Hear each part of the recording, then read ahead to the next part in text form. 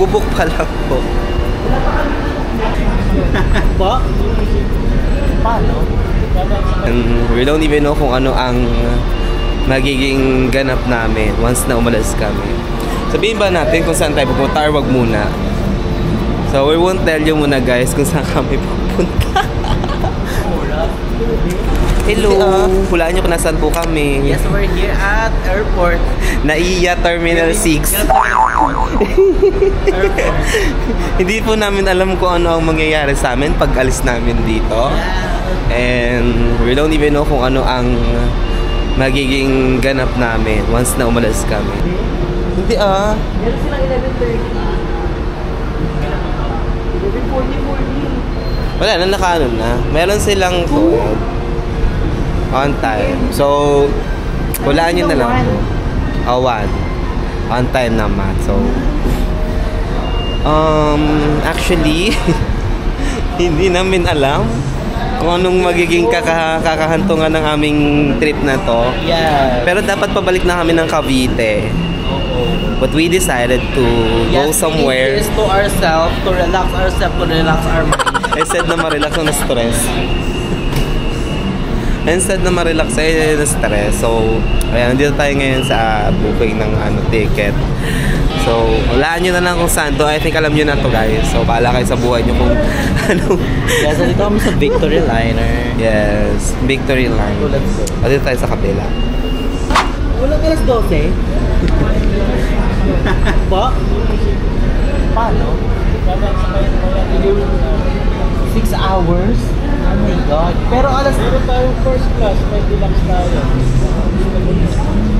How much siya? Itong first class, 1,030. Gae? Itong alaw na 766 isang stock na 5 hours na sa banyo. Yung deluxe? How much yung deluxe? 766.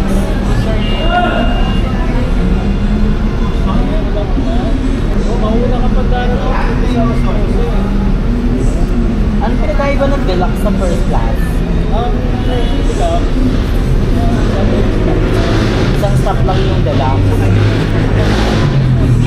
Pero madami pang seat available sa first class. O sa deluxe. First class. Tignan mo.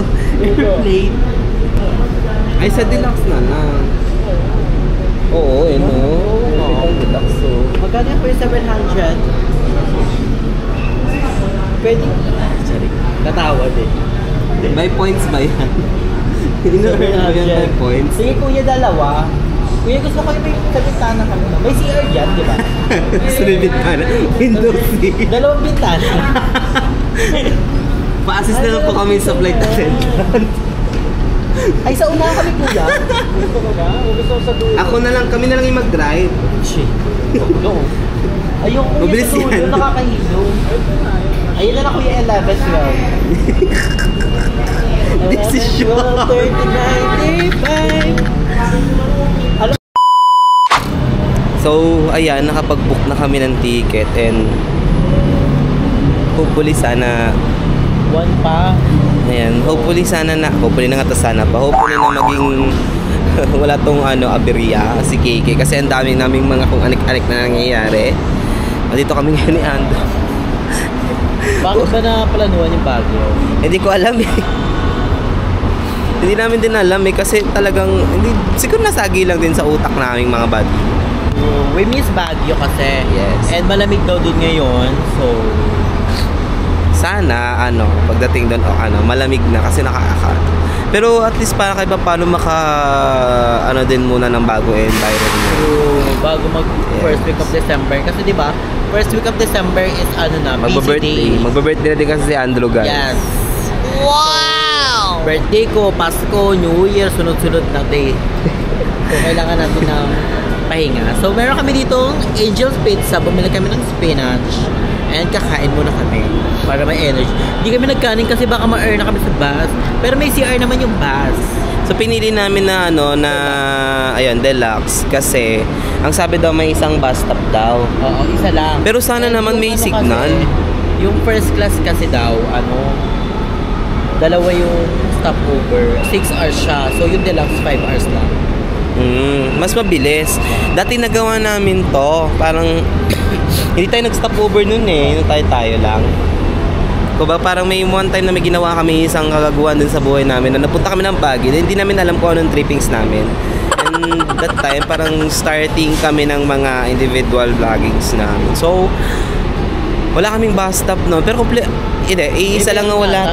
Kompleto ba tayo nun? Hindi, si GM lang nga wala kasi si GM ay nasa Hong Kong nung time na yun. May sumpa yun eh. Hindi ko kasama kayo nun eh.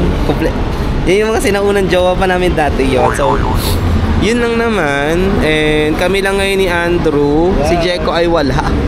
Dahil si Kiki siya sa nga racket niya. Pero sana sumunod si Bakla. Nak, sumunod ka na. Yun lang naman. Pero alam ko may pag-i-sayhan din ata tayo doon. Meron ba?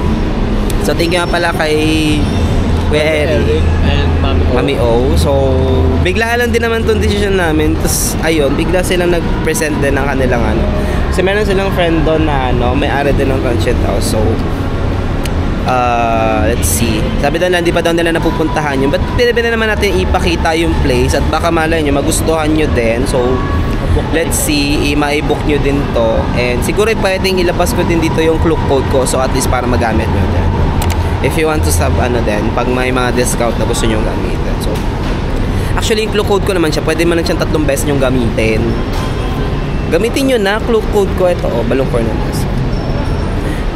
Nag-check din ako ng affiliate partner sa Agoda.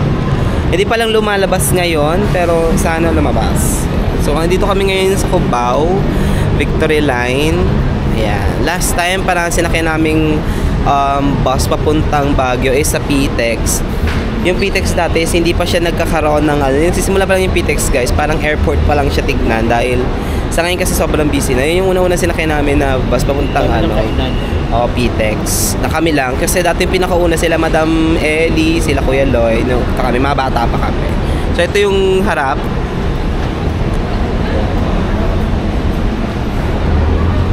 Yan, medyo mainit lang. Dahil unlike sa PITX na aircon. So alauna pa naman ng alas. So may ilang oras pa. Mga ilang minuto pa kami. Para mag-isip-isip kung tama ba yung ginagagawin namin. Magpahinga. So kakain muna kami ng page. Atos ka pa, babayad ka na? Buko, pwede naman yun, diba? Ayan, so kakain muna kami guys.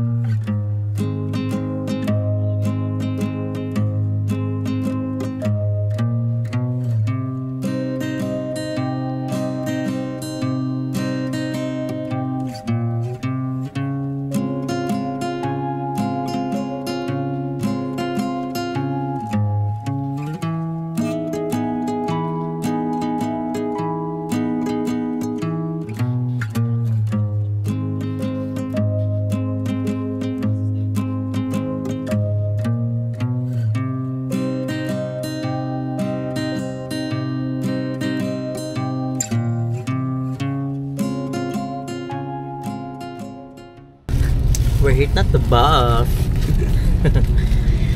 Number kami, 1920. 1920. So, at Bogal, tabi kami ng CR. And guys, so we won't have to worry na kapag bababa kasi. Hindi, kasi dati kapag halimbawa, nagbabas kasi kami dati ng tatay ko pag pupunta ng 12:30, alis namin 1. Babas kami dati ng tatay ko pag pauwi ng province. So, sometimes humihinto yung bus para mag-CR. Ngayon, automatic hinto naman siya isa lang. For parang hopefully sana may signal dun sa hihintuan para mga bakla pumunta nang walang dalang cash. So, ito guys.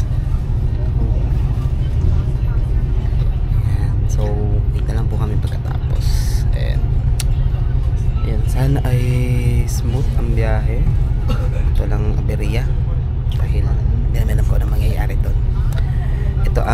promise buhay na rampa. So, yun lang.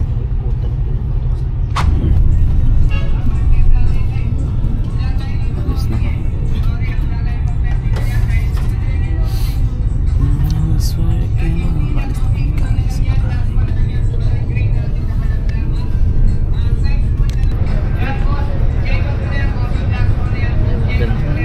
Yan na julog. Hanggang Baguio na vibe.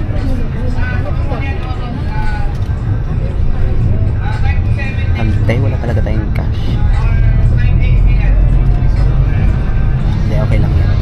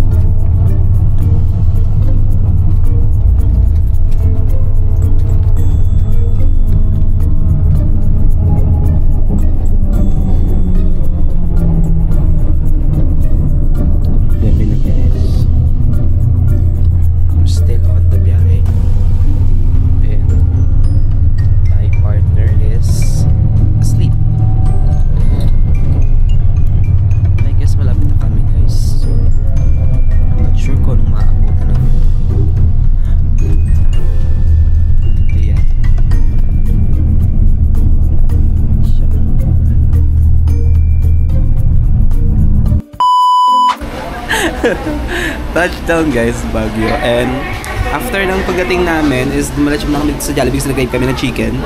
And here's Andrew. Ayan na siya. At may nangingi po ng gravy. Ayun.